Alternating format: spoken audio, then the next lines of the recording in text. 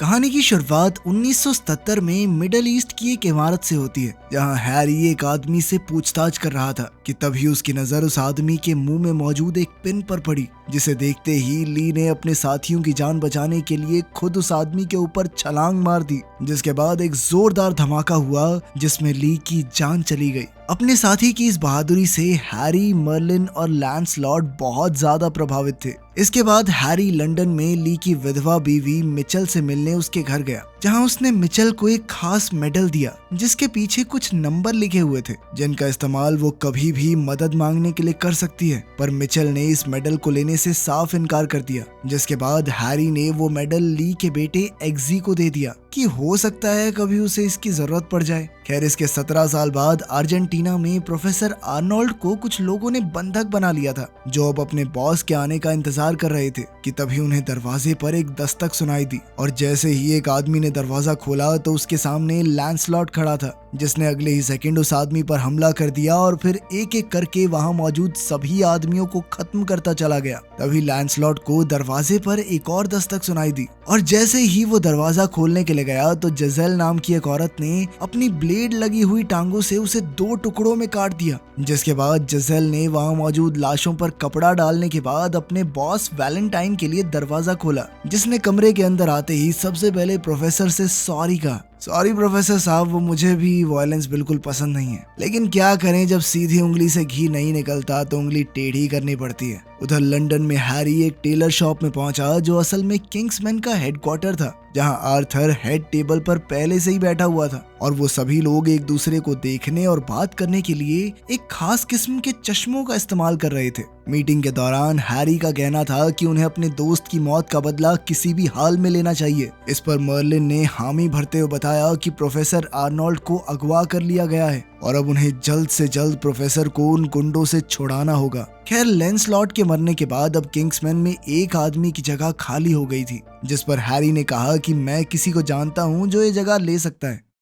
उधर अब तक एग्जी भी काफी बड़ा हो चुका था, और अब वो अपनी माँ मिचेल और उसके नए पति डीन के साथ एक छोटे से घर में रहता था। लेकिन डीन और एग्जी का रिश्ता कुछ खास अच्छा नहीं था, और उन दोनों में अक्सर बहस चलती रहती। हर बार की तरह डीन से बहस करने के बाद एग्जी अपने दोस्तों के साथ शराब पीने के लिए एक बार में पहुंचा, लेकिन इस बार डीन ने अपने एक दोस्त रॉटवाइलर और दूसरे साथियों को एग्जी को पीटने के लिए कहा, जिसके बाद रॉटवाइलर और उसके साथियों ने एग्जी को परेशान करना शुरू कर दिया। पर इस बहस के बीच एग्जी ने किसी तरह से रॉटवाइलर की गाड़ी की चाबी उठा ली, जिसके बाद उसने बाहर जाते ही उसकी गाड़ी को पागलों की तरह घुमाना शुरू कर दिया। और जैसे ही रॉटवाइलर को इसके बारे में पता चला तो उसने डीन को खबर देने के लिए तुरंत ही उसे फोन किया, पर तब तक पुलिस ने भी एग्जी का पीछा करना शुरू कर दिया था, जिनसे बचने के चक्कर में एग्जी गाड़ी को रिवर्स गियर में भगा रहा था। लेकिन इसी चक्कर में उसने गलती से गाड़ी को ठोक दिया, लेकिन इसके बावजूद वो रुका नहीं और उसने एक बार फिर भागने की कोशिश की,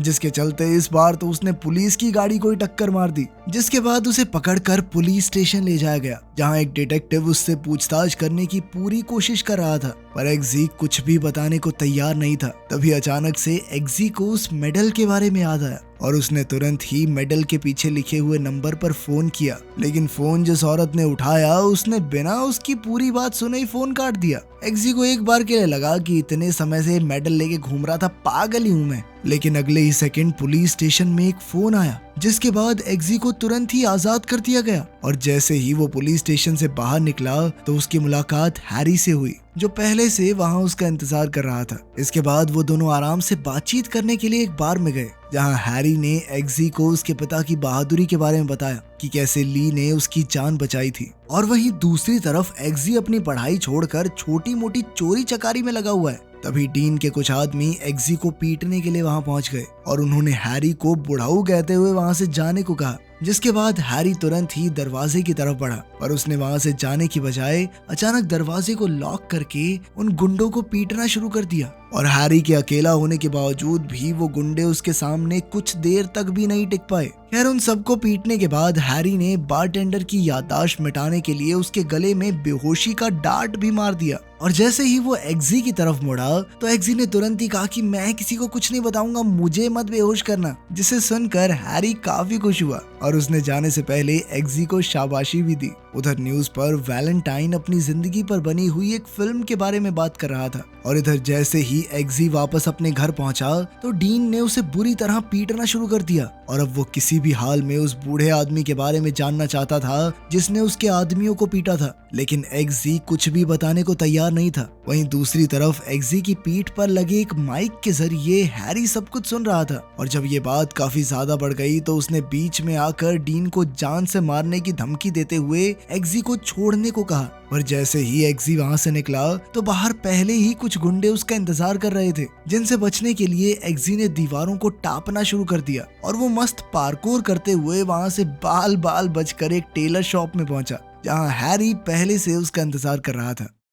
एग्जी के वहां पहुंचते ही वो उसे पीछे के कमरे में ले गया जहां उसने एग्जी से पूछा कि क्या वो हमेशा के लिए अपनी जिंदगी को बदलना चाहेगा, क्योंकि अगर वो किंग्समैन का सदस्य बन गया तो उसकी जिंदगी पूरी तरह पलट जाएगी। एग्जी के हामी भरते ही हैरी ने उसे एक खुफिया रास्ते में ले जाते हुए बताया कि असल में किंग्समैन दुनिया की सबसे खतरनाक इंटेलिजेंस एजेंसी है। इसके बाद वो दोनों बुलेट ट्रेन में बैठकर शहर से दूर एक बहुत बड़े बंगले में पहुंच गए जहां एग्जी ने पहली बार किंग्समैन के बेस को देखा। इसके बाद मर्लिन उसे एक कमरे में ले गया जहां 8 और उम्मीदवार मौजूद थे, जिनमें से एक ही किंग्समैन का सदस्य बनने वाला था। इसके साथ ही मर्लिन ने उन्हें बताया कि ये दुनिया का सबसे खतरनाक जॉब इंटरव्यू होने वाला है। मर्लिन के कमरे से निकलते ही सभी लोगों ने अपना अपना परिचय दिया। उन सब से मिलने के बाद एग्जी ये तो अच्छे से समझ गया था कि वो उन सब से बहुत अलग है। रात के समय सभी उम्मीदवार सोने की तैयारी कर रहे थे, पर कुछ ही देर बाद अचानक उनके कमरे में तेजी से पानी भरने लगा और देखते ही देखते वो सभी लोग पूरी तरह से पानी के अंदर डूब गए। सभी लोग ऑक्सीजन मास्क बनाने की कोशिश कर रहे थे, पर वहीं एग्जी का ध्यान एक शीशे पर गया और उसने तुरंत ही उसे तोड़ने की कोशिश की। वहीं उस शीशे के दूसरी तरफ मर्लिन खड़ा हुआ था और उसके वहां से हटते ही वो शीशा टूट गया। एग्जी को उसकी सूझबूझ के लिए शाबाशी देते हुए मर्लिन ने उन सभी को बताया कि वो लोग अपने पहले टेस्ट में फेल हो चुके हैं क्योंकि उन्होंने अपने एक साथी को मरने के लिए पीछे छोड़ दिया। जिसके बाद सभी उम्मीदवार तुरंत ये समझ गए कि ये परीक्षा मजाक नहीं होने वाली। उधर प्रोफेसर आर्नोल्ड ने वापस अपने काम पर आना शुरू कर दिया था जहां उनकी मुलाकात हैरी से हुई। हैरी जानता था कि जरूर प्रोफेसर आर्नोल्ड ने बहुत जरूरी जानकारी किडनैपर्स को दे दी है, इसी शर्त पर उसे आजाद किया गया होगा। लेकिन जब प्रोफेसर प्यार से कुछ भी बताने को तैयार नहीं हुआ तो हैरी ने उसका कान खींचना शुरू कर दिया। पर अगले ही सेकंड प्रोफेसर के सर में एक धमाका हुआ, जिसके बाद अचानक 2 आदमियों ने हैरी पर हमला करना शुरू कर दिया, जिनसे बचने के लिए वो खिड़की के रास्ते भागा। उधर वैलेंटाइन ये जानकर खुश था कि उसकी सिक्योरिटी उनके काम आई। उधर वैलेंटाइन को जैसे ही इस बारे में पता चला तो उसने तुरंत अपने आदमियों से कहा कि पता लगाओ कि आदमी कौन है, और साथ ही उसने अपने आदमियों से कहा कि उसके खुफिया काम को जल्द से जल्द पूरा करें। उधर मर्लिन ने सभी उम्मीदवारों को बताया कि उन सभी को एक एक पपी अडॉप्ट करना होगा जो पूरी ट्रेनिंग में उनके साथ रहेगा। इधर हैरी अपने ऊपर हुए हमले की वजह से हॉस्पिटल में दाखिल था। खैर जल्द ही एग्जी को पता चला कि हैरी को एक मिशन में बहुत ज्यादा चोट लगी है और वो हॉस्पिटल में भर्ती है। जब एग्जी उससे मिलने के लिए आया तो मर्लिन ने उसे सिर्फ अपनी ट्रेनिंग पर ध्यान देने को कहा, लेकिन ट्रेनिंग भी कुछ खास नहीं चल रही थी क्योंकि एग्जी का पपी बहुत ज्यादा आलसी था। दूसरी तरफ वैलेंटाइन अपनी फैक्ट्री में चिप्स को बनते हुए देख रहा था और वहीं दूसरी ओर हैरी होश में आ गया। एकेडमी में भी सभी उम्मीदवारों की ट्रेनिंग जोरों शोरों से चल रही थी। साथ ही हमें पता चलता है कि वैलेंटाइन बहुत पहुंचा हुआ आदमी है। एक रात वो स्कैंडिनेविया की राजकुमारी के साथ डिनर कर रहा था जहां राजकुमारी का कहना था कि उसका प्लान एकदम बेवकूफी भरा है। वहीं दूसरी तरफ प्राइम मिनिस्टर को वैलेंटाइन का प्लान बहुत ज्यादा पसंद आया। वैलेंटाइन की बात को काट कर राजकुमारी जैसे ही वहां से निकली तो उसके ऊपर हमला हो गया, जिससे बचना उसके लिए नामुमकिन था। वहीं दूसरी तरफ प्राइम मिनिस्टर ने अपने कान के पास चिप डलवा ली, जिसके बाद वैलेंटाइन ने उसे प्रोजेक्ट का हिस्सा बनने के लिए मुबारकबाद दी। इधर हैरी अब पूरी तरह से ठीक हो गया था और उसने एग्जी को टॉप 6 में पहुंचने के लिए बधाई दी। तभी मर्लिन ने उन्हें एक वीडियो दिखाते हुए बताया कि असल में प्रोफेसर की मौत एक इम्प्लांटेड चिप से हुई थी जो वैलेंटाइन ने उसके कान के पास लगाई थी। और ये बात सुनते ही एग्जी ने उन दोनों को एक खबर के बारे में बताया जो उसने कुछ दिन पहले टीवी पर देखी थी। असल में वैलेंटाइन पूरी दुनिया में अपने सिम फ्री में बांट रहा था जिनके अंदर फ्री इंटरनेट चलेगा। वैलेंटाइन का पता नहीं, हमें तो अंबानी ने बांटे थे। ये खबर सुनने के बाद अब हैरी एक बार वैलेंटाइन से मिलना चाहता था, जिसकी जिम्मेदारी मर्लिन को दी गई खैर अगले दिन टॉप 6 कंटेस्टेंट्स का एक काफी खतरनाक टेस्ट था, जिसमें उन सभी को आसमान से कूदकर एक पर्टिकुलर टारगेट पर लैंड होना था और ये सब कुछ उन्हें रेडार से बचते हुए करना होगा। इशारा मिलते ही वो सभी लोग बिना कुछ सोचे कूद गए, पर रॉक्सी एक बार के लिए घबरा गई, लेकिन इसके बावजूद उसने एग्जी को फॉलो करने का फैसला किया। आसमान के बीचों बीच मर्लिन ने उन्हें बताया कि उनमें से एक के बैग में पैराशूट है ही नहीं, और ये खबर मिलते ही एग्जी ने उन सभी को जोड़ियां बनाने को कहा, पर उनमें से कुछ लोगों ने जान की बाजी लगाने की बजाय टेस्ट में फेल होना बेहतर समझा और एक एक करके उन्होंने अपना पैराशूट खोलना शुरू कर दिया, जिसके बाद अब सिर्फ रॉक्सी और एग्जी ही बचे हुए थे। और जैसे ही उन्होंने रेडार डिटेक्शन को पार किया तो एग्जी ने रॉक्सी का पैराशूट खोल दिया, जिसके बाद वो दोनों सही सलामत टारगेट पर लैंड कर गए। टेस्ट के बाद मर्लिन ने एग्जी और रॉक्सी को पास तो कर दिया, पर एग्जी कहने लगा कि आखिर मेरे ही बैग में पैराशूट क्यों नहीं डाला, जिस पर मर्लिन ने कहा कि पैराशूट तो सबके बैग में था, ये सिर्फ उनके दिमाग को ट्रिक करने के लिए एक टेस्ट था। उस रात हैरी वैलेंटाइन के एक चैरिटी इवेंट में पहुंचा, जहां जाकर उसे पता चला कि हैरी ने इतनी बड़ी डोनेशन कर दी थी कि वैलेंटाइन ने पूरी पार्टी कैंसिल कर दी और वो उसे लेकर एक खास कमरे में पहुंचा, जिसके बाद जिसेल उन दोनों के लिए खाना लेकर आई, जिसे खाते हुए हैरी ने वैलेंटाइन से थोड़ी बातचीत की। लेकिन तभी अचानक वैलेंटाइन ने उससे पूछा कि तुमने जासूस मूवीज देखी है क्या, और इस सवाल के बाद वो दोनों ऐसे बात करने लगे मानो एक दूसरे की असलियत के बारे में जानते हों। हैरी को अलविदा कहने के बाद जब जिसेल ने वैलेंटाइन से पूछा कि तुमने इसे जाने क्यों दिया, तो वैलेंटाइन ने बताया कि मैंने इसकी ड्रिंक में एक माइक्रो नैनो चिप डाल दी थी। उधर हैरी को भी वैलेंटाइन के एक चर्च ग्रुप से जुड़े होने की खबर मिली। इधर वैलेंटाइन एक बार फिर से स्कैंडिनेवियन राजकुमारी से मिला, जो अब भी उसकी शर्तों को मानने से साफ इनकार कर रही थी। साथ ही वैलेंटाइन ने उस जगह पर कई और फेमस लोगों को भी कैद किया हुआ था। वहीं दूसरी ओर वैलेंटाइन के फ्री सिम्स के लिए दुकानों पर भीड़ लग गई थी। खैर उधर किंग्समैन के हेडक्वार्टर्स में मर्लिन ने तीनों उम्मीदवारों को उनके टारगेट्स की फोटो दी, जिनको हराने के बाद ही वो टेस्ट में पास हो पाएंगे। पर जैसे ही वो ये काम करने के लिए क्लब में पहुंचे तो अचानक एक ड्रिंक पीते ही तीनों बेहोश हो गए, और जब एग्जी की आंख खुली तो वो एक ट्रेन ट्रैक पर बंधा हुआ था, जहां एक आदमी उससे किंग्समैन के बारे में पूछ रहा था, पर एग्जी ने उसे कुछ भी बताने से इनकार कर दिया और तभी एक ट्रेन उसके ऊपर से गुजर गई। लेकिन इससे उसे कुछ भी नहीं हुआ। असल में यही उनका टेस्ट था जिसमें एग्जी पास हो गया था, पर वहीं चार्ली इस टेस्ट को पास नहीं कर पाया।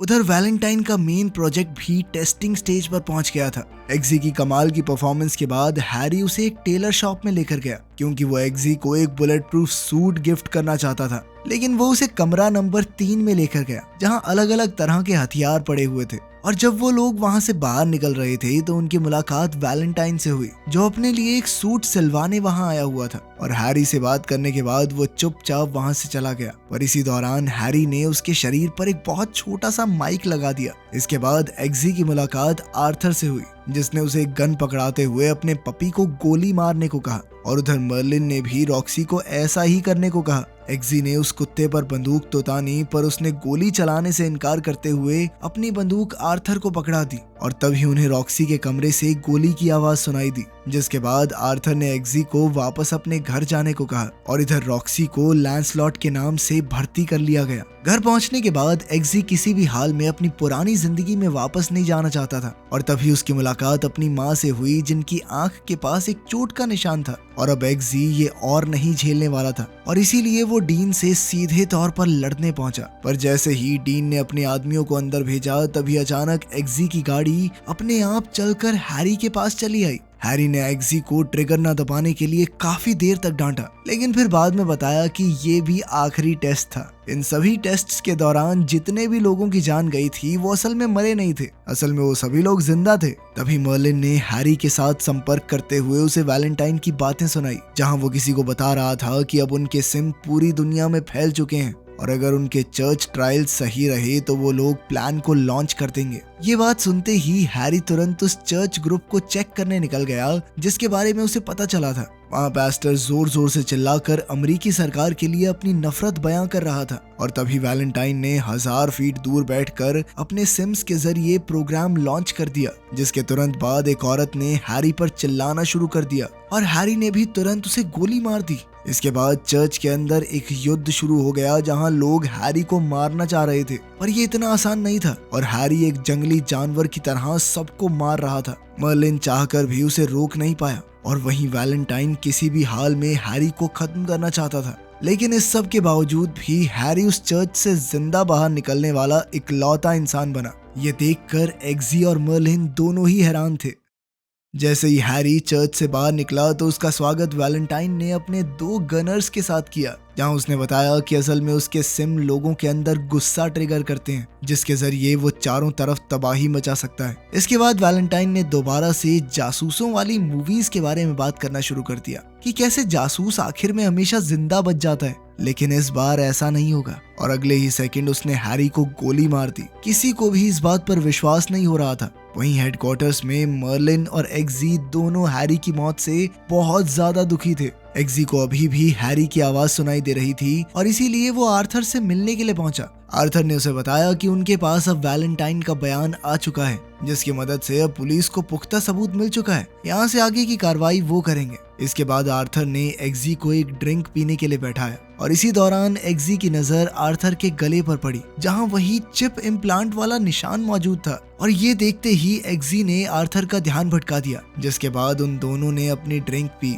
जैसे ही एग्जी ने अपना ग्लास खत्म किया तो आर्थर ने उसे बताया कि उसकी ड्रिंक में जहर मिला हुआ था। अब उसके पास सिर्फ 2 रास्ते थे, या तो वो वैलेंटाइन के प्रोजेक्ट का हिस्सा बन जाए या फिर भगवान के प्रोजेक्ट का। आर्थर के मुताबिक धरती अपने अंदर रह रहे वायरस को खत्म करना चाहती है, जो कोई और नहीं बल्कि इंसान ही थे। और वैलेंटाइन के मुताबिक अगर धरती को तबाह होने से कोई बचा सकता है तो वो होगा इंसानों का खात्मा। लेकिन उसका ये सारा भाषण सुनने के बाद भी एग्जी उसके साथ जुड़ने के लिए तैयार नहीं हुआ, जिसके बाद आर्थर ने जहर को एक्टिवेट कर दिया, जिसका असर एग्जी के ऊपर नहीं बल्कि आर्थर के ऊपर ही हुआ, क्योंकि एग्जी ने दोनों ड्रिंक्स को बदल दिया था। आर्थर के मरते ही एग्जी ने तुरंत उसके गले में लगी हुई चिप को निकाल लिया। उधर पूरी दुनिया के सिम एक्टिवेट होने में अब सिर्फ 6 घंटे बचे हुए थे। और जैसे ही मर्लिन को आर्थर के बारे में पता चला तो उसने इस मिशन को रॉक्सी और एग्जी के साथ ही करने का फैसला किया, जिसके बाद वो लोग एक प्राइवेट प्लेन में सवार हो गए, जहां मर्लिन ने उन्हें बताया कि उन्हें सबसे पहले